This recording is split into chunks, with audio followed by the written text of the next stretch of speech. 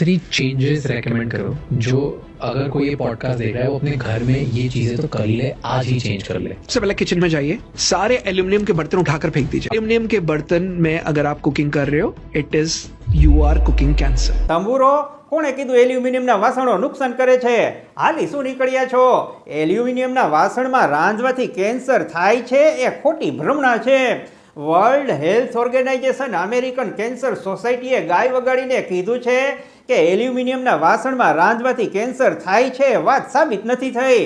હા, જો તમે ટમેટા, લીંબુ, દહીં કે આમલીવાળી ખાટી વાનગીઓ એલ્યુમિનિયમના ઠામમાં રાંધો તો એ થોડું ઘણું ઓગળે છે અને ખોરાકમાં ભળે છે, પણ આપણી કિડની એને સરળતાથી ફિલ્ટર કરી નાખે છે. એક સ્વસ્થ વ્યક્તિની કિડની શરીરમાં ગયેલા 99%થી વધારાના એલ્યુમિનિયમને પેશાબ વાટે સહેલાઈથી બહાર કાઢી નાખે છે. તેથી સામાન્ય માણસ માટે એલ્યુમિનિયમ ઝેરી નથી, નથી ને નથી. 1960-70ના દાયકામાં કોઈએ ગપગોળો ચલાવ્યો હતો કે એલ્યુમિનિયમના વાસણમાં જમવાથી અલ્ઝાઇમર એટલે કે ભૂલવાની બીમારી થાય છે, પણ અલ્ઝાઇમર એસોસિએશન અને આધુનિક વિજ્ઞાન સાફ શબ્દોમાં કહે છે કે આ વાતનો કોઈ નક્કર પુરાવો નથી. લાંબી ટૂંકી હાડીવાર, એલ્યુમિનિયમના વાસણ સુરક્ષિત છે. બસ જે લોકોને કિડનીની ગંભીર બીમારી છે તેમણે એલ્યુમિનિયમના વાસણનો ઉપયોગ ટાળવો જોઈએ. છતાં તમારે એલ્યુમિનિયમના વાસણ ભંગારમાં કાઢવા હોય તો આપણે 90 રૂપિયા કિલો લીધા.